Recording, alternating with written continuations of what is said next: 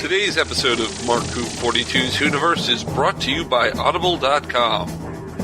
Get a free audiobook download and 30-day free trial at www.audibletrial.com/MarkWho42. There are over 150,000 titles to choose from for your iPhone, Android, Kindle, or MP3 player.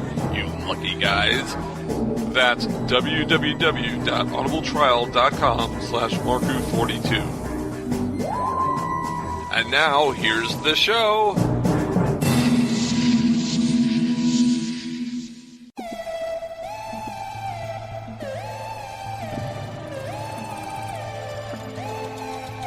Hi, this is Bruce Boxleitner, and you're listening to Mark Who 42.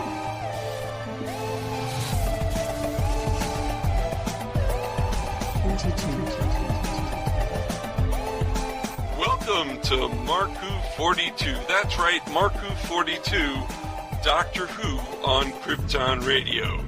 We've got a great show today. Let's meet our peanut gallery for the day, and it's actually our main crew. It's Christian-basel? Patty-hawkins? Brandi-bachle. Oh, wow. So we're all here. It's been a while, hasn't it? We've been all over on various assignments, and it's like now we're all back, which is I don't even want to think about how when was the last time we were all like on the same recording. Yeah, but we're all here now, and we've got a great show for everybody. Today we have Captain Sheridan on our show. We've got Scarecrow on our show. We've got... Not the lion or the Tin Man? Oh, very funny. We've got Tron on our... No, not Tron. Yeah, we have Tron on our show. Tron. Yes. We have Tron. We have Bruce Boxleitner. We're going to interview Bruce Boxleitner on the show, so it's going to be a great show. Before we get started, though, I want to let everyone a little secret. Not really a secret, but everyone should know that starting this Saturday in England, on October 22nd, Class starts. The Doctor Who spinoff will start showing up on the iPlayer on the BBC Three channel for the iPlayer. They'll be showing the first two episodes of Class. Peter-Capaldi will be in the first episode, and England will have it. And in Canada, Class will be starting on Saturday. And in Australia, Class will be starting on Saturday. And in America, Class will be starting next April. This sucks, doesn't it? Because we are a Doctor Who show, and we were going to review Class for you as we do Doctor Who. And you know what? So BBC America does not want to put this out until April? They're putting it out at the same time as they put out Doctor Who so that they can have a 2-hour block of Doctor Who. Oh, okay. I see what they're doing. Yeah, but, I got you. That's spoilers for America because everyone in England and Australia and around the world will be talking about it. So Okay, and not even talking about it. I mean, look, let's just be completely honest here. There are means and methods to acquire TV shows, okay, that are and the thing is that this is a head in the sand business decision. If you think that a fan base as rabid as Doctor Who in America is going to wait, until bloody spring, okay, to watch this, it's like, no, they are going to, by the time it rolls around, their numbers are going to be ridiculously soft. And when they think, why is that? Well, maybe because 60% of the fan base, it's just like went to other sites, and acquired it through unsavory means. Yeah. Well, and I'll be honest, I'll count myself as one of them. Well, let me tell you something. Mark Who 42 has come up with a solution. We're going to be, having our shows as usual, our news segment, our interviews. We're going to be doing Mark Who 42 as usual. But at the end of every show, Class will be in session. That's right. We will be reviewing, as it comes on, the episodes of Class. But we're going to put them on at the end of the show. That way, if you're one of the 40% of the people that Patrick just pointed out are not getting it through other means, you can listen to our show, enjoy our show, and stop the show and not listen to it. But for the 60% of you who are watching the show in America, and for all our fans around the world, we will still have coverage of class. We will be doing reviews at the end. We're going to have a special segment called Classes in Session. I just thought I'd let you know that. So we're essentially going to be doing a review of a TV show we can't see yet in our country because it won't premiere. You know, I totally get it. And this is, I agree with Patty, this is an asinine decision. What they should have done is they should be premiering it like they've done with all the Doctor Who episodes on the day that they're premiering, because yes, people are not the true diehards. They're not going to sit around. Maybe some of them do, ironically, but the true diehards are not going to sit around for this. They're going to try to find other means to get a hold of it in some form or fashion, and nobody's going to really be able to stop them. What they should have done is they should have ran the series so that at this point it would run up to the Christmas special, and then when the new series of Doctor Who hits, they could make it into an hour block and repeat class right behind it, so they can do an encore presentation. Well, now, see, here's the stupid part. BBC America is paying for half the show. They are the co-producers of Class. Why are they waiting? It doesn't make sense. This is freaking absurd. I mean, it's such a stupid decision. I don't.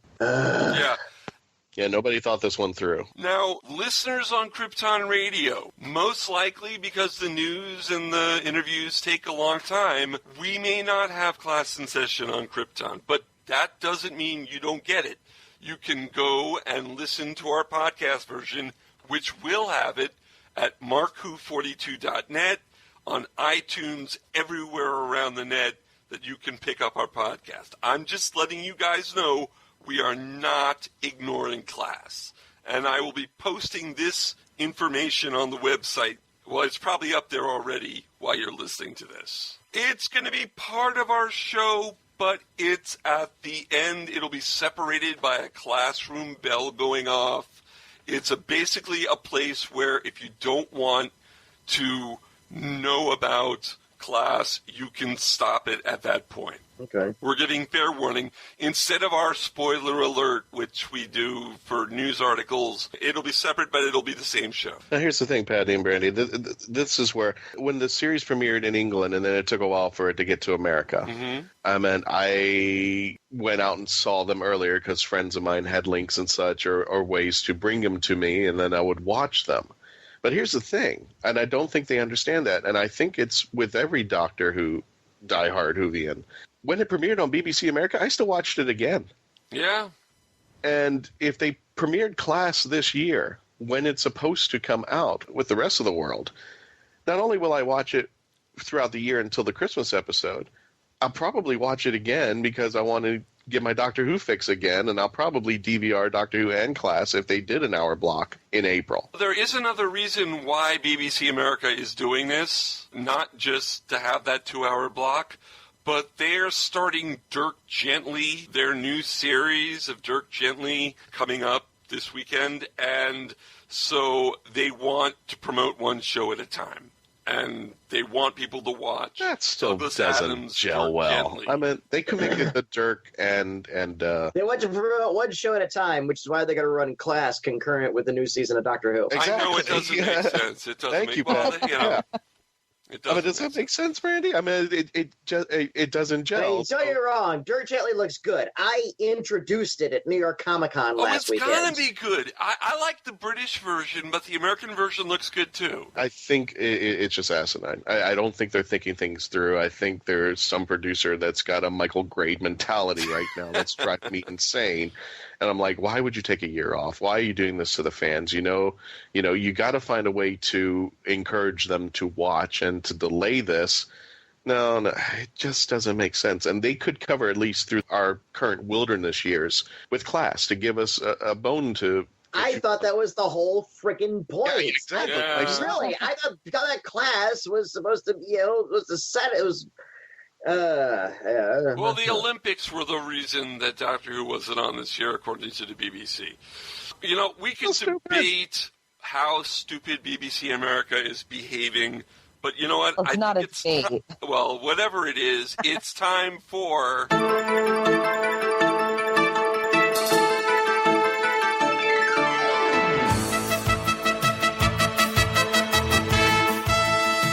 Doctor Who News with Brandi-bachle. Brandi, what do you have in news from Doctor Who in the sci-fi world? So first and foremost, Doctor Who actually won the BAFTA Simru Award for the special and visual effects, titles, and graphics for their work on Series 9 opener, The Magician's Apprentice. Mm-hmm. Now, the special effects on the episode were supplied by Real SFX, led by Danny Hargreaves, while the visual effects were supplied by Milk VFX. Both teams have actually previously won BAFTA Simru Award for their work on the 50th anniversary special, The Day of the Doctor. Oh, wow. Congratulations, guys. Yeah, that's great news. I wish Doctor Who had won for Best Drama, but hey, you can't have it all. We'll take it. What else do we have? Because there's really nothing to talk about on that one, except congratulations. Yeah. All right, so Farsight Studios released their digital recreation of the 1992 Doctor Who pinball machine. The table was actually released for iOS, Google Play, Steam, the Mac App Store, Amazon, and Ouya. The table was inspired by the TV series and features the original Doctor Who theme song, TARDIS, Doctors, Companions, and villains from the original series. Okay.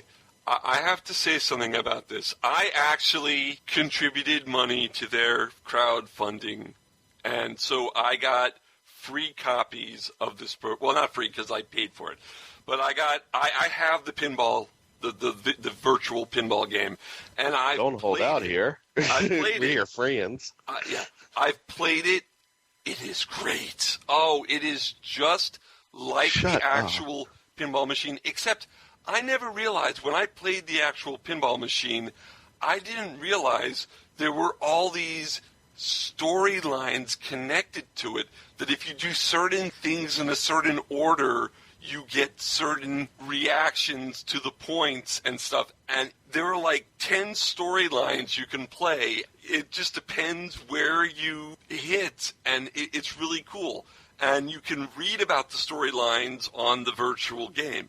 So it's a real fun game. I love it. Oh, shut up. Because if I had a Doctor Who pinball game in my house right now, I would never leave the house ever. Dan Harris has the Doctor Who pinball game in his house. He's got it autographed by all the doctors. That's great for Dan. That's not me. Hey, around 01, 02, I was looking at buying a unit. Guy was selling it on eBay for about $800, and it looked cherry, but it would have been $1,200 to ship. That's what would have killed me. I would have bought it right then and there, but yeah, it was like $1,200 to ship. I was like, ugh. But yeah, I totally forgot the simulator was a thing, and just. Dude, you had it all this time, and we're just hearing about this now? Yeah. I'm sorry. And Dan Harris literally has it's got the pictures of the companions on the machine and stuff, and he's got it autographed by everyone on the sea cruises, because he takes the glass off, and he gets the actors to sign it, and he goes to conventions, and he has them sign it. I think all the doctors have signed it except for... In fact, I think maybe he even got Tom Baker. He may have... I don't know. But, I mean, it's worth it to have and buy because of all the autographs. I mean, it's just a cool game. My buddies up at the Sunray Theater in Jacksonville, they've got a unit in their theater, and every time I go up there and host events for them, just pay me in quarters, because I'm just going to put it in your hands. And I suck at pinball, and I still suck at pinball, and it's not even about playing it. It's just about just watch it, hearing the sound effects, hearing the voice drops, hearing, yeah. But it's so cool. You're playing it, and it's got a digitized Doctor Who theme playing the whole time, and you never get sick of it. Are you kidding me? If my Commodore 64 or my Atari had a Doctor Who game playing it, I would, and it wouldn't be, and it could have the bad special effects of E.T. and all that stuff, and I would still play the hell out of it because it's a Doctor Who game. Who cares?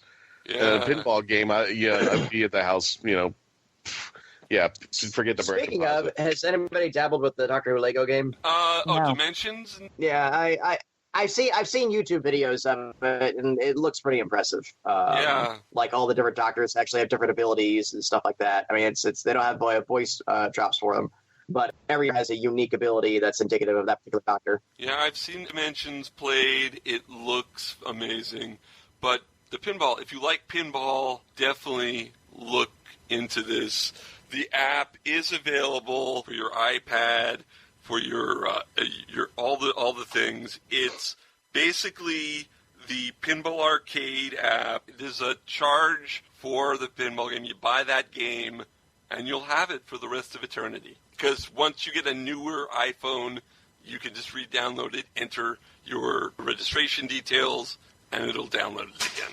All right, what else do we have, Brandy? The BBC actually confirmed that the 2016 Christmas edition of Doctor Who will be called The Return of Dr. Mysterio. Oh, yeah. We posted a few of the teasers and stuff on the website. This is a superhero show? Is that what this is? Yeah. I mean, are we having a superhero? Yeah. It looks like we're going to have a superhero Christmas this year. That's kind of weird. Is it going to be in the real...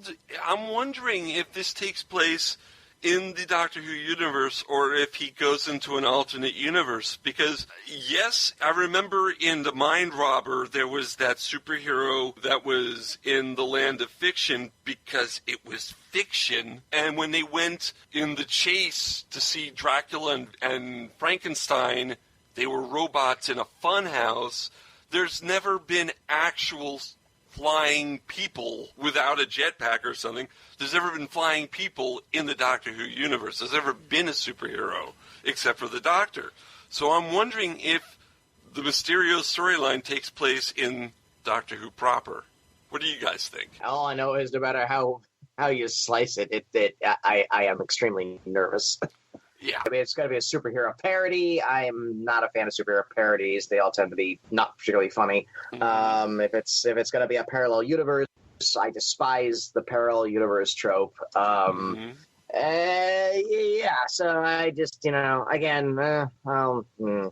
Anyway, all right. So when's the full season start?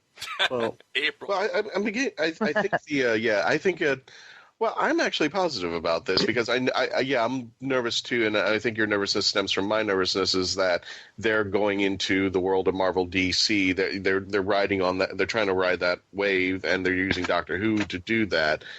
But they've had a year to come up with this story. At least they've had some time through this year to write it up and get it going. The character of Nordal still scares me on how he works with everything that's going on over there, how he's got his body back, but. I'm just, it is scary, but it is kind of exciting because I can see what they're trying to do. They're trying to market the fans of DC and Marvel to say, hey, we got a superhero character too. And if the story works out, is it written by Stephen Moffat? Do we know? Or is it It's a Christmas episode, so I would guess it's written by Stephen Moffat. He's a good writer. I think he is a good writer. He could pull it off. As much as I was a little skeptical about The Husbands of River Song, I think if that is the last story of River Song, it worked. It finally took all the loose ends, wrapped them up, put them in a gift, and said, Whovians, here you go, Merry Christmas. So I'm hoping this really does work. I always hope that an episode works, but I can see what they're trying to do. They're marketing to a younger crowd because the younger crowd kind of left when everybody's, Capaldi, he's old and all that stuff.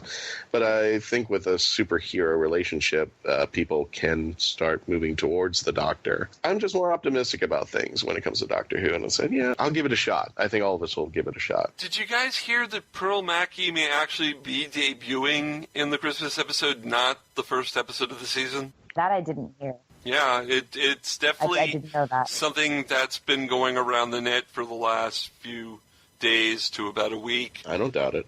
I don't know how gossipy we want to get, but I've heard that Pearl has not been doing well on the set. Oh, really? Really? Uh-oh. Yeah. Well, there really sums to the fact that she had very, very, very little. She's a theater actress, and she's had very little experience in filming episodic television. Yeah. So apparently, there's a lot of times she's like, "Oh, can we do that one more time, please? I didn't feel right about it." And they're like, no, we're moving on, and supposedly Capaldi has lost a lot of patience with her. Wow. Yeah, maybe we should table this to a time where we could have a whole discussion on it.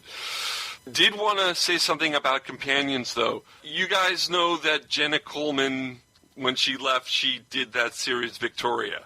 Yes. Okay. I'll take your word for it. I've watched all 8 episodes. This was the role that was made for Jenna Coleman. She was amazing as Queen Victoria.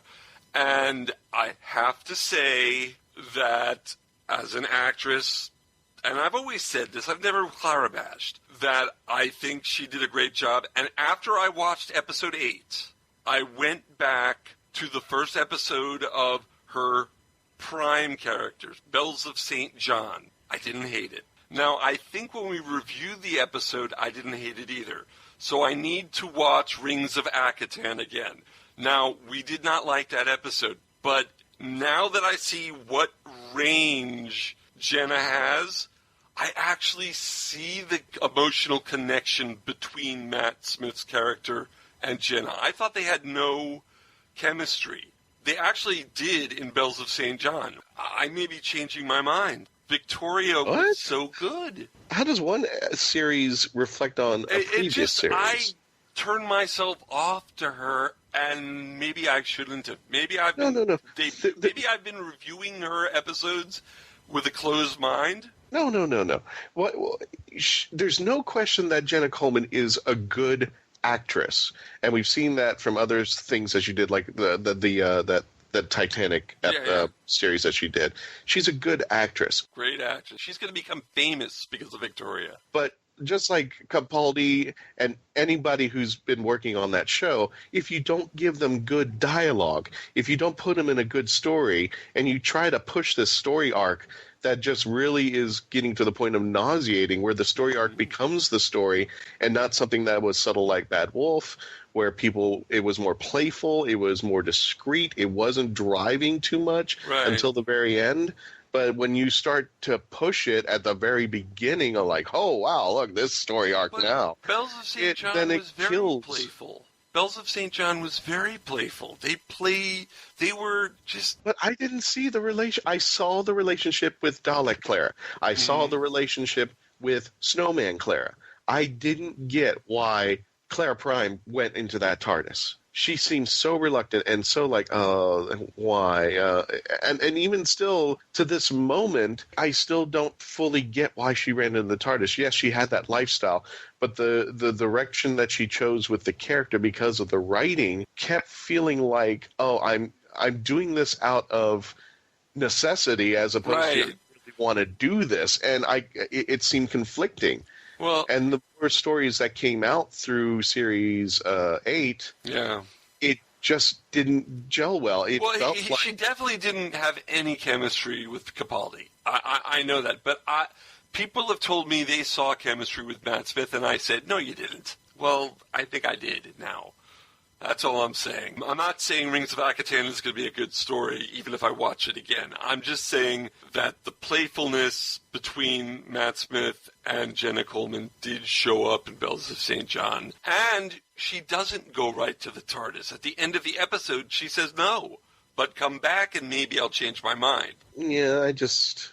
Okay, I just thought I'd add that, but guys, tell me if I'm wrong. If you see the TARDIS and you can see what it does, are you going to tell the Doctor, no, come back and I'll change my mind later? Seriously? Yeah. Right. Randy, if you're handed the keys to the TARDIS and you're told you can personally, go anywhere... I would take off in the TARDIS with the picnic. I guess I would Not too. gonna lie.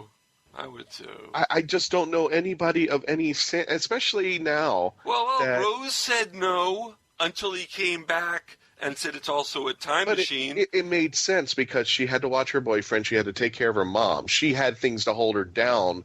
And at the last moment, when the Doctor says, by the way, it also travels in time, she ran in.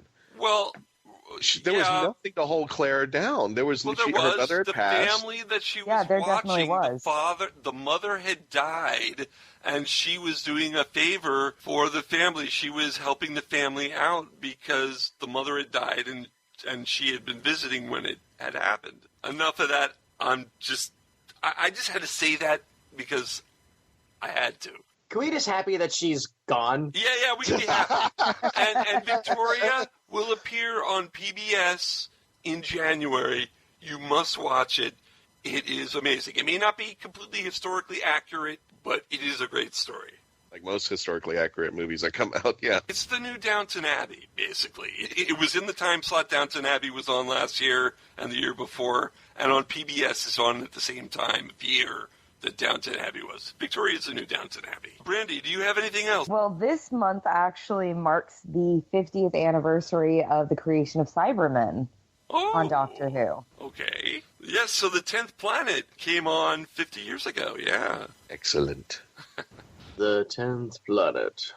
Yeah, and what's cool about that is that next month, the 50th anniversary of Power of the Daleks, the first Troughton story comes out, and they're going to be showing it in the movie theaters. And they're going to release it on BBC Store for people in England, and they're releasing it on Blu-ray in England, and it's going to be on iTunes. It's a Doctor Who month in this November. It's going to be fun. So. Power of the Daleks hasn't been seen because it was one of the wiped stories. It's going to be animated, though, but should look good.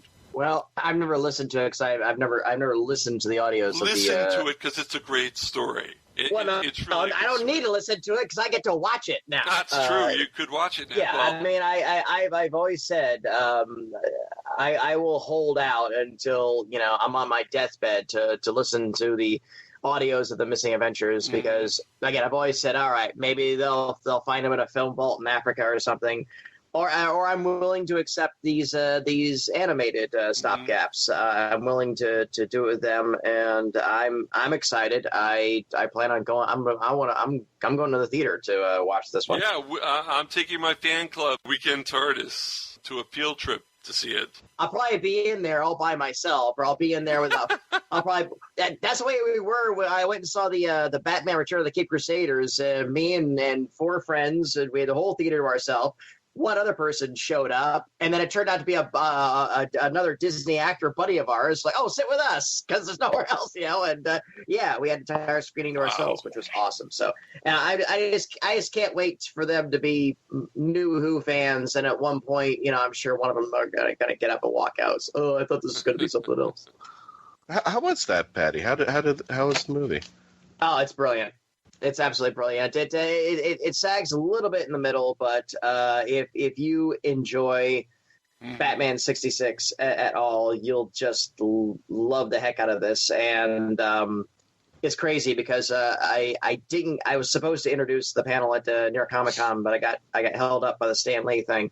I will say that the biggest crowd reaction I saw was the second biggest pop was the announcement of Sigourney Weaver as the villainess for Marvel's Defenders series on Netflix.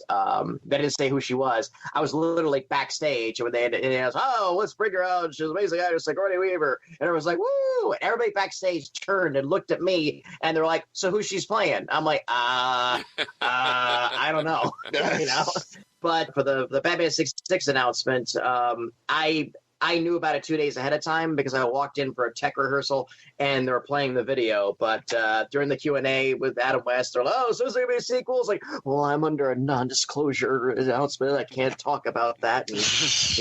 And, but then at the very end, they were like the Warner Bros. Guy was like, well, I got to let you all know that, yes, we are doing a sequel. That everybody lost because they had screened the whole movie beforehand. Yeah. And so they were like, okay. And then there was like, and it's going to be a character that's never been brought into the Batman 66 universe. And let's just give you this little teaser of it. And they showed the silhouette of Two-Face, and everybody lost their minds because everybody knew what it was. It was like, yo, you know what? Everybody knows who that is. Let's go ahead and reveal it. So they revealed the full thing of it. And again, if you knew who it was, you knew exactly who the clean side of Harvey Dent was. And they're like, but the trick was who do we find for a voice actor for this? And, well, let's just go ahead and let him introduce himself. So the theater went dark. The screen went up. There was a figure in a chair. It turned around as William Shatner, and the entire auditorium lost its frickin' minds. And even Shatner was hamming it up. It's like holding up his hands like, yes, I know, it's me, right? He's like, hello, New York Comic Con. Yes, I'm so glad, like Adam West and myself are back together again, And Okay. and that sly nod to that Alexander the Great pilot they did in the early 60s. Which I have said for years. I have hectored every convention that's booked both of them. I'm like, make a photo op with Shatner and Adam West, just so I could stand in the middle between the two of them in a Roman centurion costume. Gee. Oh. Basically, I can't recommend Batman Return of the Cape Crusaders enough. It's really just again, there's a few quibbles certainly, but it's a great love letter to Batman 66, and it has an amazing middle finger to the Nolan films, which I can't believe I got away with. And make no mistake about it, it is a middle finger to them. Can't wait to see it. And you will know it when you see it. Brandi, what else we got? It turns out that according to Moffat, he confirmed that one of the scriptwriters from the classic series of the program is going to be helping on a script for the upcoming series in season 10. And this is actually going to be the first time that a writer from the original series is going to contribute to the revived series. Oh, wow. Now, Moffat did announce this at a panel at the New York Comic-Con, and he then reconfirmed it in an interview with Comic Book Resources. Now, there has not been any confirmation yet as to whom the writer is going to be. That's actually big news. Oh, and just a reminder, if you want to see the New York Comic Con panel that they did, you can go to mark-who42.net. We've got the BBC America coverage of the panels streaming on our site. But this is big news. A writer from the old series. Do we have any guesses who it could be? Patrick? You know more about the talent than I do. I mean, Andrew Cartmel wouldn't be considered a writer, but maybe it's Ben Aronovich. Nah, I don't know. Because Andrew did say that Ben had a story. Andrew did say that. Here's the weird thing for me. It's like I don't differentiate between the old writers and the new writers. I mean, they're TV writers. They go from gig to gig. It's not like it's crossing some generational line or anything like that. So yeah, I don't know. I mean, I just it's more of a curiosity, I think. I can't see it being any kind of a weird bombshell unless Terry Nation's family found a treatment or a plot outline or something, in his files, and they were like, "Hey, I see you never finished this, and do you want it?" When Graham Harper, who was a director from the classic series, got to direct for the new series, that was a big thing. So this I think is just as big. And Graham Harper, of course, did Caves of Androzani, in my opinion, the best Peter Davison story, and unfortunately, the last Peter Davison story, unless you count Time Crash and Dimensions in Time, but we won't right now. Well, that gets an asterisk, and we'll leave it at that. Which panel do we have streaming? Because there were actually two panels with Capaldi. We have the Matt Smith panel from Friday. Okay, that's the one I actually introduced. They wouldn't have me on there, but yeah, I was warming up the crowd. We have the Capaldi on Saturday, and we have the Class one as well. We've got all three.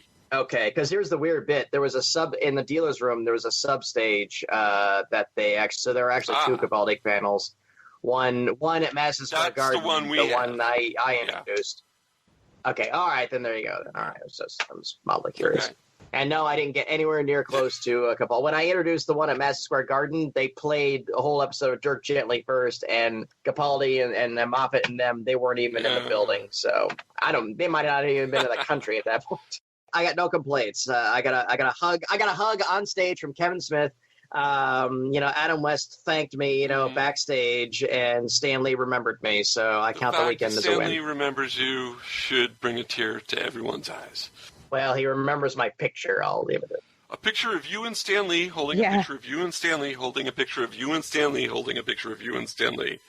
8 times over. Power. So even if he doesn't remember you or the picture, he's kind of forced to remember.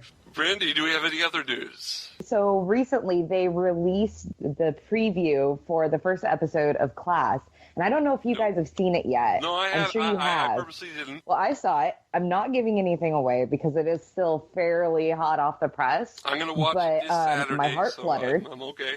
Yeah, no, my heart fluttered. I squeed internally for a bit, and I've never been more excited for a show that I've never seen before as I am for Class. I'm sorry. This is just, it looks amazing.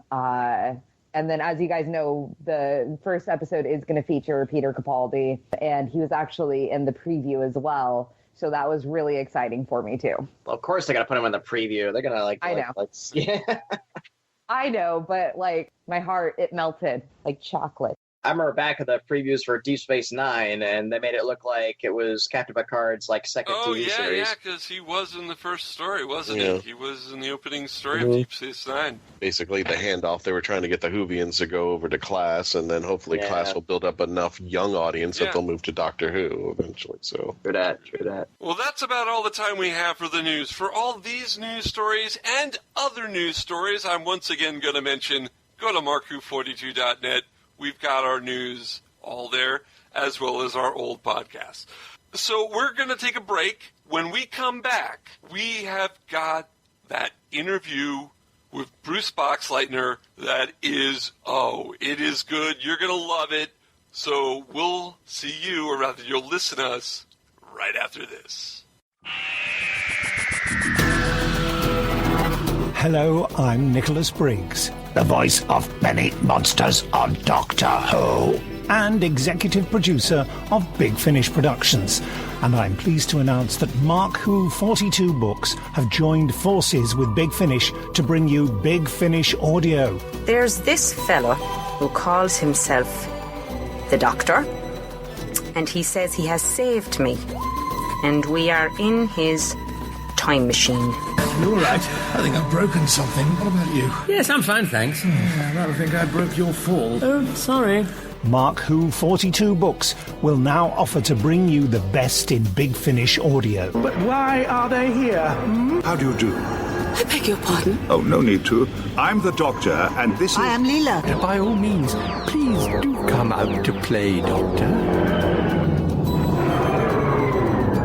I'm waiting for you. To find where Mark Who 42 Books will be, go to markwho42.net or on their Facebook site at markwho42. What are you saying? They fizzled in somehow, like the TARDIS? Yeah, transmat from another dimension. The TARDIS doesn't fizzle. It's more of a... Also go to markwho42.net and download my interview with the team. You're executive producer at Big Finish Productions. Correct. Is this a quiz? Mark Who 42, taking you to the WHOniverse and beyond. The voice of Christian-Basel, take one. Hi, I'm Christian-Basel, and I would like to provide my voice for all your voiceover needs, such as... Okay, like an announcer. Like a what? Like an announcer. For all your voiceover needs, such as animation, radio, announcements, introductions... Now an old man. I can even record voicemail for all the Meshuggahs that call you. A pirate. Arr, and it won't cost you a lot of treasure for me services. Arr. Creepy movie voice. Just call 407-761-2679. 407-761-2679. Or email voiceofchristian-basel@yahoo.com. Well, how was that? That's a wrap. Hi, folks. This is Christian Basel, Mark Who 42, and if you've been lucky enough to catch us at conventions and wondered how you could hire us to come to your convention or special event, simply go to Heroes on Hand, click the podcast icon, and click the icon for Mark Who 42. On our page on Heroes on Hand, you can actually click the button that says click here to book Mark Who 42 for your next event, and that's all you have to do. Once again, if you wanted to hire us for your next event, simply go to heroesonhand.com, click on podcast, click on our icon, and click the green button to book us for your next event. You're going to love us. We'll see you there. Welcome back to Mark Who 42, taking you to the WHOniverse and beyond, and I have with me not only Mr. Patty-Hawkins, but a very, very, very special guest here, Mr. Bruce Boxleitner. For some of you, you may know him from tron-legacy. I know him from Scarecrow-and-Mrs-King and some other works that you have done. And not only that, but I don't want to go into it too much, but I do remember you from the Kenny Rogers the Gambler movies. I go back a lot farther, in fact. No problem. Bruce, for our audience who may not know about your body of work, and I don't know why they wouldn't, because if they don't, we're just going to take their geek cards away. Tell us a little bit about your personal life and yourself. And well, I mean, probably the project, other than Tron, I think probably, and they may have heard about it, probably not.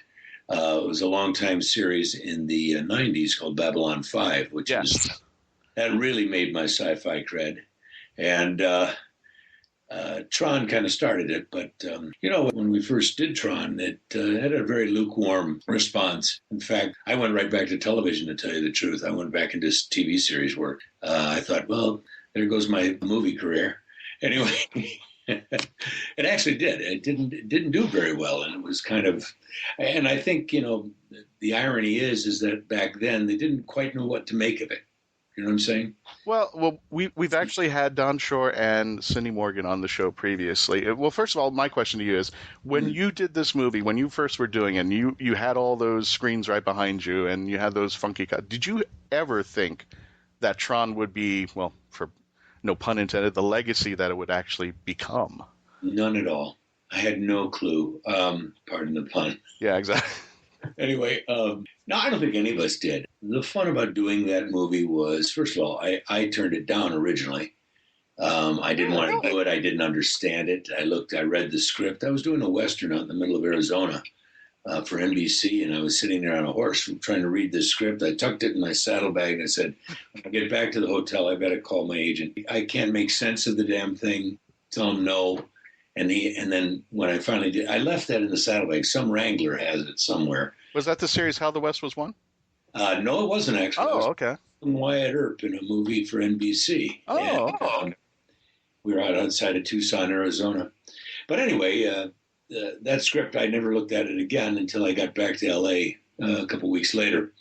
And then he had convinced me, he said, they want to see you. Would you go in? I said, absolutely, yeah. I mean, by that time, I'd gotten out of my Western mode, and I was home and realized, oh my God, this is a Disney studio feature film. What am I talking about? And then I found out that Jeff Bridges was attached. I always admired Jeff. You do contemporary people. You're always looking around, who's out there. And I remember I had worked with Lloyd Bridges on How the West Was Won. Right. A big 4-part arc story, and loved Lloyd. I think he was just tremendous.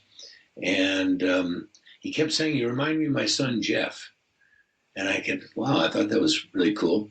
And anyway, the idea that Jeff was doing this thing, boom. So I went there and met. It was the same casting people that did How the West Was Won, the Gamblers and all that. So they're very familiar with me. They're the ones that pushed for me for this role of Tron. And I went in there, and when Steven Lisberger showed me some of the cells that they had made, the drawing storyboards, the costuming, I went, oh, hell yes, I've got to do this. Yeah. So, and I wanted to very badly because it was something very different. Yet it had a similar look to, and don't laugh when I say this, it had a kind of a Buck Rogers look to it when you saw the black and white of it. Right. And we were dressed in these, any idea about being something to do with computers in a computer world was a total foreign thing to me. So I tried to liken it to something that was, pulp heroes or those type of things. Anyway, we went on, and that's what happened. I signed up for it, met Jeff, and then we all had these story conferences and met, worked with Steven Lisberger, and I had to train with a Frisbee specialist. Can you believe that? A Frisbee specialist. Yeah. In a Disney movie, go figure. His name was Sam Schott, which is kind of appropriate for the guy because he could throw this thing like a bullet, and it would do all kinds of twists and turns in the air. And that was kind of the inspiration for the identity disc battles. And I had to train with him. First it was outside in this corral I had outside my house with him in the sand. Mm-hmm. Then eventually we were on the sound stages doing it for weeks and weeks and weeks. So when you see that stuff being thrown at me, some of it obviously is CG, animated. Right. But in reality, a lot of them were coming at me like that, and I was rolling and tossing and catching and all that sort of thing. This guy was like throwing a machine gun at me. That's the proudest I am of the whole movie, to tell you the truth. Because I worked my butt off when everybody else got to go to lunch. Listberger was, like a slave driver and insisting that I come in on my half-hour lunch or hour lunch and work with Sam. And it paid off. My proudest shot in that whole movie is a shot where a disc goes flying right over my head and I catch it before it leaves me. Uh-huh. And I look up at the master control program with a very smug looking like there, Buster, and I actually caught that thing. That's how fast I became. I actually caught it as it had passed over my head before it left. Caught it backwards like that. And that was Sam's shot up on a big ladder, just aiming right for me, like to take my head off. Like Odd Job in the James Bond movie. You don't think he was going like, yeah, I just want a little shot at Bruce right there. He did. Bruce, I just want to see how close I can get. That's fun stuff about all that, memories of that sort of thing. But to answer your initial question, it's just been amazing. I've tried to stay with everything Tron, Right. They've asked me, and I wanted to do it. I regret that the animated series is over, and we only made 18 episodes or whatever it was. I thought that was stylistically one of the most sophisticated and incredible animated shows. I don't know what you guys think, but I didn't see anything like it around, And so I don't pretend to know the reasons why. So And that was the Tron Uprising series, right? Tron Uprising series, yes. I did catch a few, and it's like it was a beautiful animated series, and yeah, it did seem to harness the best of the core values of Tron and the story. I think so. Keep going there, but and a marvelous cast, but oh well, I was above my pay grade as to give you the reason why. And Legacy was certainly fun to do. And we are grateful that you were in it. Yeah, I mean, they called me months before, and because there was that little thing that came out on YouTube. You fellas might have seen it or heard about it. A little bit of footage that Jeff had filmed with a light cycle chase. And then in the end, it looms into this big close-up of him when the guy screams up, "It's just a game. It's just a game." Mm-hmm. And he says something like, "Not again, not now," or something like that, very ominously. And it was leaked very intentionally at Comic-Con that year in Hall H. And from what I was told, the guys at Disney, from the reaction they saw, when it just sort of came on the screen and somebody had their phone capturing hearing everything and seeing it up on the screen, the fans started going nuts. You could hear it. It's Tron. That's Tron. Oh my God, it's Tron. You could hear all this, and it became a huge cacophony of sound and reaction. And I think Sean Bailey and the studio heads gave it the green light right there. So, and it was marvelous getting back to doing that. Seeing Steven Listberger again in sort of his Yoda mode. He was sort of Yoda. First of all, I have to say that the movie was made entirely, created and made by fanboys who grew up to make their own Tron movie. That was Joe Kosinski, Sean Bailey. Oh my God, the cinematographer, his name escapes me, but he was wonderful. Mm-hmm. But all those guys sort of got inspiration from the original Tron movie. And how exciting is that, to be a part of something that actually influenced a new generation of filmmakers. And I think we all appreciated that on the set. They treated us so wonderfully. And I think Jeff, it was great seeing Jeff again. We did our young selves, and then that was the only thing I got to do with him in the movie. And with all that motion capture and stuff. But yeah, and I was hired, I think we started shooting approximately around April, May, somewhere around that. I was hired for the movie that November, before that, the earlier year. And what my job was to screen test all the prospective Sam Flynn's and Quorras. And there were a lot of young up-and-coming stars wanting so badly to be in that. And I had the privilege to do everybody from, oh my God, it was the last one. He wanted to do it so bad. Casey Affleck. Oh, wow, okay. Casey Affleck wanted to do it so badly. And I know we had to come in to some sound stage because we couldn't even go on the Disney lot. it was a Saturday, and we did they set up in somebody's studio in Burbank somewhere, and we did his screen test, and he's quite an intense young actor. It was wonderful. But I think I was very proud that I kind of guessed that Garrett Hedlund, Garrett, we did it a number of times, that scene that you saw in his abode there in the beginning of the movie. And frankly, I thought it was a screen test for me too, because they hadn't seen me in a lot of years. And I thought, my God, what if they don't like? What if they think, oh my God, he looks horrible or something? I'm gonna say this right now to here. This is probably the bromance going on over there. You see all these gentlemen who we've seen on TV over and over and over and over and over again, and over a time they're going like, you know what, if I mellow out like a fine wine, out of my top 10 guys I would love to still look like would be Bruce Boxleitner. I mean, and there were, I've got others, but I was like, he always looks good. He will be 300 years old, and he will make that wheelchair look really good. I feel that today, in fact. No. Yeah, I mean, it's, well, thank you very much for the compliment. Still hanging in there and still having kicking, so to speak. Anyway, the film was wonderful, and I guessed that I can tell you I sat next to Lisberger when they were doing the Sam Quora scene that was on the Solar Sailor, the modern version of the Solar Sailor.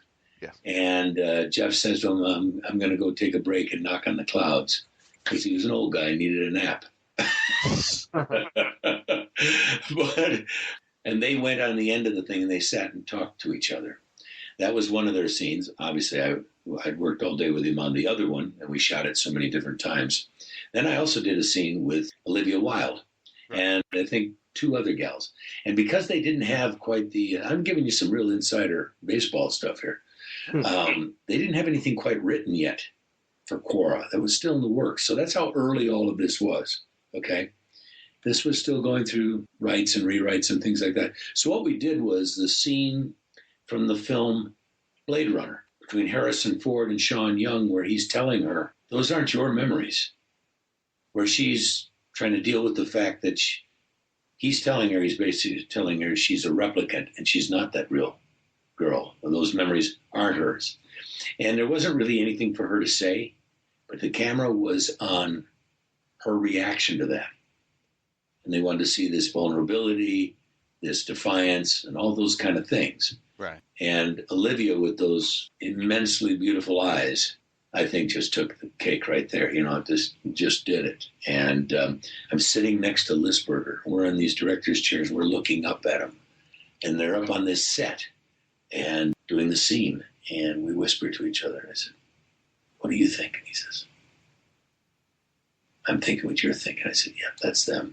And it was great. And we were right. I mean, Stephen probably had a lot of influence in that. I had no any say in it, but I could just tell they had the chemistry together, and I think it worked. So, oh yeah, there was no doubt in it that those two had a great chemistry together, and it reflected in the movie. And it's nice to see that.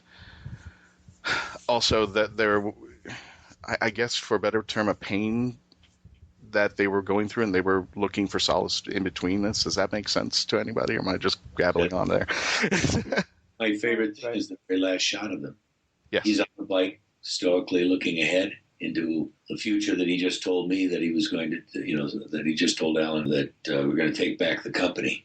So he had this determined look, and she's looking out, and she's this being in a world that she's never thought she would be in. Remember, she said, she wanted to see a sunrise. Right. She's seeing a sun, a Vancouver one, Vancouver, British Columbia one, which, can be rare at those months. But anyway, just the look and how she looked at him, and then she's just looking at her surroundings as the wind's blowing through her hair. It was terrific. I frankly think that's the opening scene in the next movie, and it should have been, but oh well. What can you do with that long discussion? I am asked constantly about Tron 3, and I have no news. I don't, I think Star Wars kind of blew it away. I don't know. I have no idea. So I'd love to see another one. I know they were all ready to go with one. And some decision was made, but above my pay grade. Well, speaking of which, because there was for a while on YouTube, and I think it was on the if I'm not mistaken, the DVD, which I'm trying to get, there was a scene between you and Dan Shore. Well, this is funny because a few months after we initial photography down here in LA, I get a call and they want to do these special features things.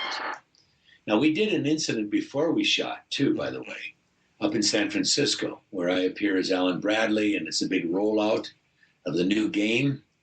And there's an audience and people out there, and it's on stage. The hair is blowing it was all night long in San Francisco. It was at WonderCon. Actually, WonderCon was going on up there at the time. And Cindy Morgan appeared as Laura, and we were on stage as, I was the head of NCOM, rolling out this new product for the media and everything, and for basically 150 extras. That was part of the special features as well, the Flynn Lives movement. You remember that? Yes. That was great marketing, great way to, get people on this thing and get the older fans and people who had never heard of this thing before. That's the tough thing that we had to try to do with the new one, was to try to appeal to somebody that might walk in off the street. What is this Tron Legacy? Right. Because not everybody heard about it. Some people way too young, some people not even remembering the original. So it was a lot of things had to be answered there. So then we also made this Flynn Lives video where Dan is this guy down in the basement, right, and he's got the whole Flynn Lives movement going on, and it's actually being funded by Alan Bradley.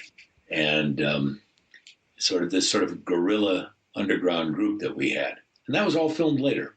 In fact, we did 2 versions of that, and they used the latter one. So it was great to see Danny. Hadn't seen him in years. So it was all that great combination of a big class reunion, And that's what was so wonderful when I saw you guys down there. And by the way, that was a great con. I enjoyed it so much. Verena loved it. To see Bruce Logan and David again was, because I worked with David in a miniseries in 1995 for NBC. Really? Yeah, a thing called Zoya. And so I had worked with him, but I hadn't seen him since then.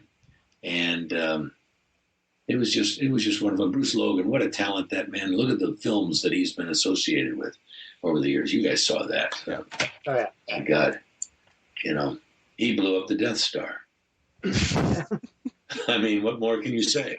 He did it in one take because that's all he had. That's all he had. He'll tell that story. He had to build that thing over again. It better work. Yeah. Well, it was great to see you over. And for people who may not know, Bruce is referring to Florida SuperCon. We were all there. They had Bruce. They had David Warner. They had Cindy Morgan. And it was just phenomenal to see the 3 of them together. And all we were missing is Dan, and we've actually had Dan on this show. So we're almost complete with we're almost complete with the whole company of Tron. We just need David to come on, and he's supposed to be coming on. Very good. Soon. Yes. He's very funny. You'll have to speak very loudly for him. He's very funny, and he's got that sort of brusque. He's like, "What? Oh, I don't know. I don't know." He's very funny. We did a panel up there. I was laughing at him the whole time. I don't think I even said anything very much, but because he sort of dominated it. And I love him. I let him, What can you say about the man who plays evil? So. Yeah, right, exactly. It was. How was Danny? I mean, did he must have had some fond memories. I'm hoping he did. Yeah, he had some great memories, but he talked more about his company that he started off over there. He travels a lot, and yeah. Well, that's great. Everybody's, like I said, alive and kicking. I think the big coup for you would be to get Jeff, and then he'll probably get him on photography, but then he'll want to play his latest album. Which is, he was always doing that, Well, he's promoting Lebowski 3. I'm going to give you a funny kind of a snapshot into a day in the life of working on the original Tron over at, it could have been Soundstage 16 or something like that over there at Disney, still there. And Jeff would be sitting, we're all in our tights, in our white makeup, and took those bloody helmets off. They were hot to wear when we were, on camera. Which I was about to say, is that costume actually comfortable at all, or how was that? Well, I think today would pull in a lot of things on me if I could even squeeze into it. We were all lean. We were all on diets and everything back then. I think we had like sushi for lunch and things like that, which was kind of new and hip to do, and all that sort of thing. Things have really changed since latter part of 1981 and into 82. That's when we started that thing. But anyway, Jeff would be sitting over in one chair. If we weren't all in our various dressing rooms, because it took months to make this movie, so after a while, you'd go back to your room, rest, or whatever, and there was a lot of big sections of time where we had downtime. Now, we also had a lot of video games initially in the first part of shooting on the soundstage. We had, not the ones that were in Flynn's, but a couple of them, but we had a whole wall lined up, and half the crew were on them half the time. And a funny story is Lisberger's yelling for, "Where is Jeff? I need Jeff now." "Jeff!" he yells out. And you hear this voice from way far away. "What?" And they said, "Jeff, we need you now. Come on." And he says, "I'm doing my research." He was on this game called Battle Tank or something like that. Battle Zone. That's what it was. Battle Zone. Battle Zone. You control the tank. That's right. And Jeff truly was Kevin Flynn. He took that machine places that I don't think the creators of the games realized you could go with that thing. And, but we all laughed when he said, "I'm doing my research." You were effing around is what you were. But, and me, oh my God, what's his name? His sidekick, he's been in every movie with Jeff since, I'll remember his name when we're done with the broadcast. Anyway. Any idea? He and I were doing team roping. We had lariats. And we were roping chairs and things like that, because he was this good old boy from Texas. I had been doing it since I'd been How the West Was Won. So we were doing things like that. And Jeff, if he wasn't on the video game, he had a tape recorder with the earpieces, and he was listening to Talking Heads or something like that. And he was off in his own world, and we were off playing cowboys in tights. So it was bizarre. And then, of course, we'd get it all back together, and we'd be ready to go. Because we had these, the cameras and everything that had special equipment to shoot this movie. So we had to do it just right. And so we had like these long periods because lighting took forever. I know I read 4 novels, 4 big books during the whole shoot too. I mean, it was a lot of downtime and then a lot of hurry up, let's go, and we did it. Well, again, that technology was...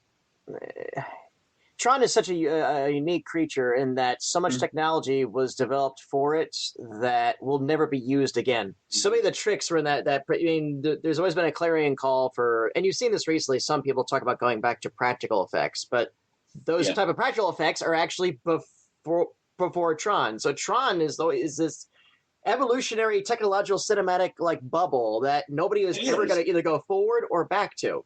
No, it's captured in its time, isn't it? It's still in its time because it had one foot in the new and still using the old school.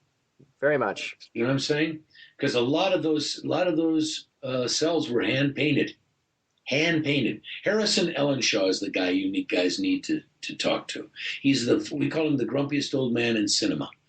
Harrison was the son of Peter Ellenshaw, who was one of the great matte painters during the golden age of Hollywood.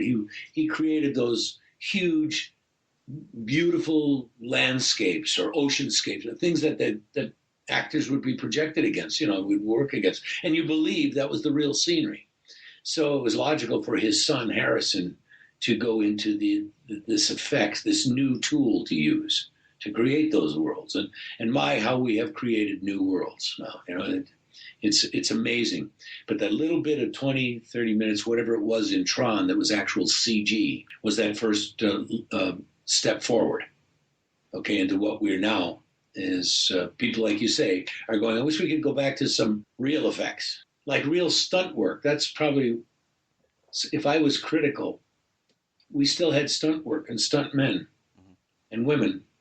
And increasingly, even though we have these amazing action pictures, it's more guys on high wire work and stuff like that than pulling on. And I don't want to say all of it is gone. It's not, but it really came in and encroached on their artwork, and there is a lot of artwork involved with stunts, Some of my most favorite people I've ever worked in the business were the stunt people. Anyway, I'm diverging here. No, not at all. There's definitely there's a tactileness to you go back and when you really think, you see a good stunt, and then you think back, wait a minute, how did they do that? And now we know how they did. They fixed it in post. Yeah, we're on a green screen. They're this, whatever. We've and a lot of action is like hyper action now that, in the back of your mind, someone physically couldn't do this. Now, I'm not talking about superheroes. That's a different thing. But the Lone Ranger riding full bore on a horse on the top of a moving locomotive, a train, suspended my belief a lot. Okay, that's why that movie didn't do too well. Anyway, But look, there are lots of other reasons that movie didn't do too well. I don't want to put down other things. Everyone tries, and it's just it is amazing how far we have come. And Tron is sort of that. Were there any other films? Can you remember around that same period? Last Starfighter, was that something? That was a few years later. That had a full CGI effect. That's what I've often heard referred to, as that was kind of that. Tron started, and then that kind of picked up, and then it started to happen more. But it just never looked right. Even when I saw it as a kid, I could just tell. It was just like, it's not a model, And at that time, the model work was still what it was. Yes, industrial light and magic, right? Yeah, and with Tron though, because you were in the computer world, so it was okay for everything to look computer generated because we had never seen what it was like. It was it was in a video game, guys. We were in a video game, and I think another thing too that historically for cinema, and is that look how that it looked like the games of its time. That world that Steven and all of the guys created, nothing quite looks like it again today, the original Tron. No. But then we go to Tron Legacy and we see how sophisticated the grid looks. Much more sophisticated, much more depth and feeling to it. You know what I'm saying? Well, look at your video games today, which I'm sure both of you are weaned on. Look at the video games. They're cinematic now. And I think Tron to Tron Legacy kind of shows that, doesn't it? It shows this is where it started and this is where it is today, and God knows where we're going from there on. So, it's exciting. It's exciting for me to feel that I was a part of that. As funny as it sounds, and this is kind of weird. In Walt Disney World, there's a little place called Disney Quest, which is basically 5 floors of video games, and on I think it's the 4th floor. I call it the 80s retro room because it had all the 80s, Q*berts, all that. The original Mario Brothers and some of the pioneers for today. Exactly. Yeah. But I always put my eye on the Tron game. I walk right past the other games play, and I don't know why for me, I kind of know why, but it is the game that is when the other games are around me, and I'm looking at virtual reality games and stuff like that. But no, I got to go over and play the Tron because it was just something unique and different. And still to this day, it still gets my attention anytime I walk into a room in an arcade room, and poop, there it is. It's amazing because in Vancouver, up in a place called Burnaby, we had these big factory sound stages. That's where we shot it, Legacy, and I'll never forget the day I showed up for one of the reads. I flew up there, and we had a new version of the script, and it was still kind of we were just about to shoot. In fact, it may have been the week I went up there. I shot for a couple of days, and I went back home to L.A., and then I had to come back a week or so later. Joe Kosinski, who was like a little kid with all these brand new toys, that was his game, by the way. that was used in the movie as the sort of that plugged up the portal to go down into Flynn's laboratory. Right. It's in the arcade. That was his, and that was in mint condition. That was the ballet game. Is that the one you're referring to? Yes. The Tron. Yeah. Oh, yeah. They still have the old retro games over there, and I love them. And I'm on the side of the one I had. I got one on eBay years ago, and I think it was in some Roadhouse dive because, I'm on the side in my Tron pose, and all that looked like somebody was using that for knife practice. Damn. Knives at it. It probably was in some border town, and I don't know. I don't know where they got it, but that his was in mint condition, and he says, "Come on downstairs. We're going to take you and show you something." And so, who was with it? I forget who was with me, but I just got to the studio, and they took me to the arcade. It had finally been finished, and we're ready to shoot that thing. And the interior Flynn's arcade, it was so spooky, guys. It was like I had literally stepped back in time. It looked identical. Even the little room up there with the shades, and I was, half thinking young Jeff Bridges was going to look out of that window and look at me. It was quite amazing. Say, yeah, come on up, It was a masterpiece of art design. It really was just how much of the research and the stuff into it. Because I myself geeked out when they went into his office, and on the desk, covered in dust, was his old handheld football game. Yep. That he played. When he was playing, it was like, he put his scissors a second, and he puts it down and goes on talking to it. I was God. And that's when I knew that there was a lot of love put in this film. Oh, yeah. Just like what you said. It was fanboys who grew up to make their own Tron movie. But it wasn't slavish either. I mean, it's usually, to be honest, I hear the term by fans for fans. I usually go running because it tends to be. Me too. Yeah. But this hit the right moments. It hit everything, and they had this immense thing called Disney. I mean, Disney is running the world, guys. It truly is. I mean, I firmly believe that there is a master control program. Oh no! I mean, and it's on a stage, and and Walt Disney's right next to it, sitting there in cryogenics. And he's going to wake up. Well, hi, boys and girls. I'm taking over. I'm the master control. But I'm gone now. The reason I was talking about the Flynn's arcade interior is that. We looked at some of the games, and they had scoured the world to find those so they were in good condition too, and they repaired some of the stuff, but all those games were authentic, and they were games from that period. You guys would have really geeked out. Anyway, those games you would have loved, and I didn't realize there was a game called The Discs of Tron. I had never seen it before. Yes. And I had to crawl down inside this thing to play it. You had to climb into it. Yeah. You've seen it then? Oh yeah, I remember. Yeah, it's quite amazing. Quite amazing. Wow, that was a great interview. And if you want to hear more of Bruce Boxleitner talking about Babylon 5 and the rest of his career, you've got to tune in next time for part 2 of this great interview. Guys, what did you think about interviewing Bruce Boxleitner? He is a true sci-fi icon. He's a classic guy. That's what I really like about him. He's got a very old school, just he's so affable. He's like so nice. He's kind of cut from that, almost like a John Wayne sort of mold. I mean, he's larger than life. He's affable.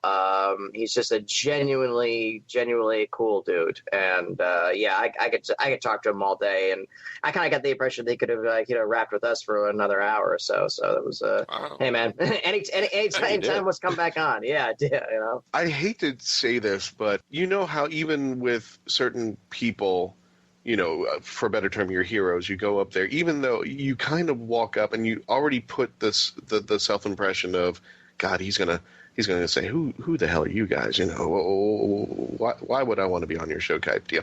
He was everything but. he was so nice and so sweet. And I mean, he is everything that I've heard and seen in interviews. And I think I only got that impression because at SuperCon he was extremely busy. He had fans going up to his table. He was hanging out with David Warner. I mean, he was busy. So I felt a little bit self-conscious about going up to him and saying, hey, you want to be on our show? And now that we've done it, now that we've talked to him, I could have gone on another couple hours to say and talk about this and this and this and that. And he was just so wonderful to talk to. I'm glad he threw my inhibitions away because when you talk to your heroes and they actually become nicer than and better than what you give them credit for, I like that. And I feel bad that I kind of just put that onto him from the start, but sometimes I do have that self-consciousness of going like, why would you want to talk to me? But he really appreciates You're a very his fans. affable kind of guy, Christian. That's why they want to talk to you. Oh, really? 30 years ago, Bruce could have played a really amazing live-action Captain America. Oh, yeah. Yes. No disrespect to Reb Brown, but, yeah. He could have pulled it off.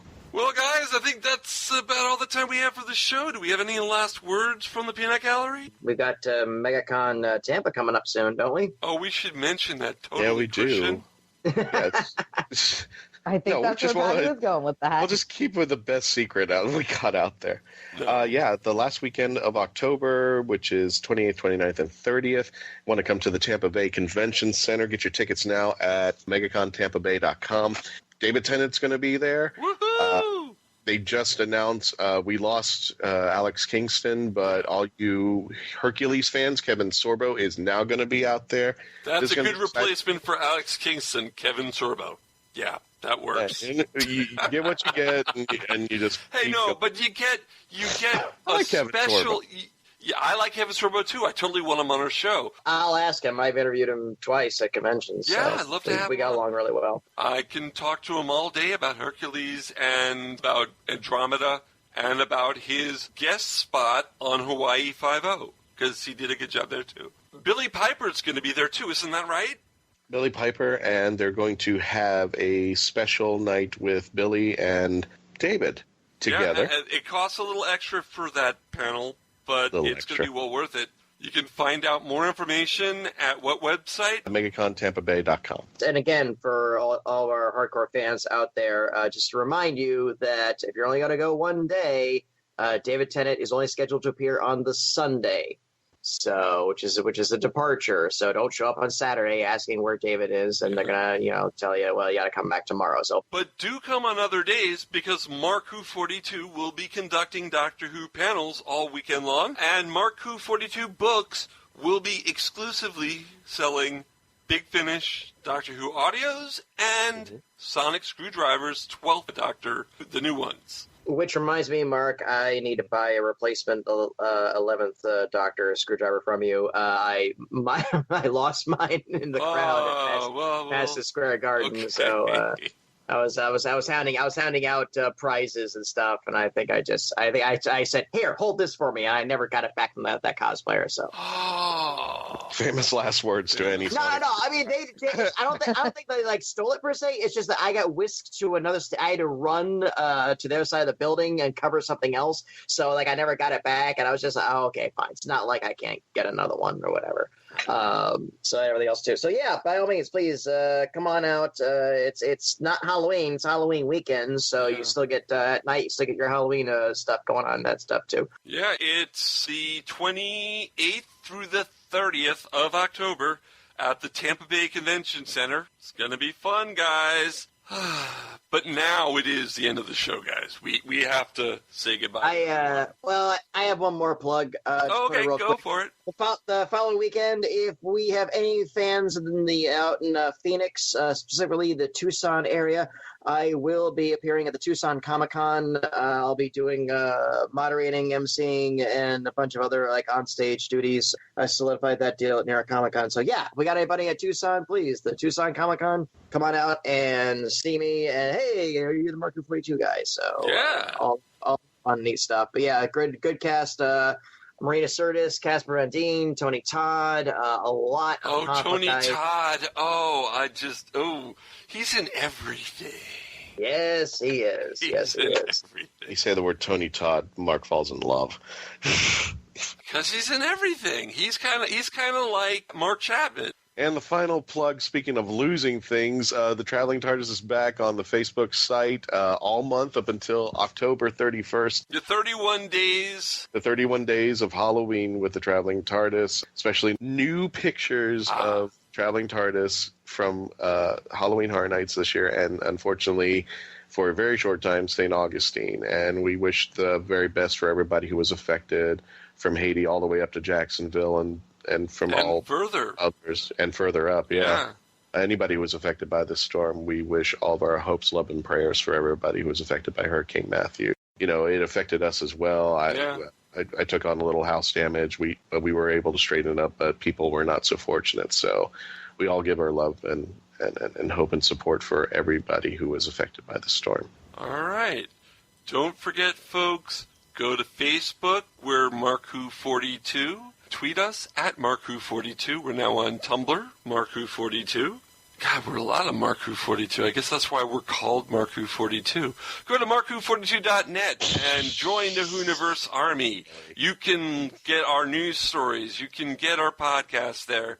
It's a great site. Krypton Radio, we love being on you, and we're going to stay with you to the very end, and hopefully that will never happen. Love being on you. Florida Geek Scene. Thank you for having us on your site as well. We are located all over the internet. Just Google us at MarkWho42. Until next time, this is Mark Baumgarten, Christian-basel, brandi-bachle, and patty-hawkins. Yeah, I changed the order there a little. A little change up there. Saying so long, everyone, and until next time, allons-y. MarkWho42 was written and presented by Mark Baumgarten, Christian-basel, brandi-bachle, and patty-hawkins.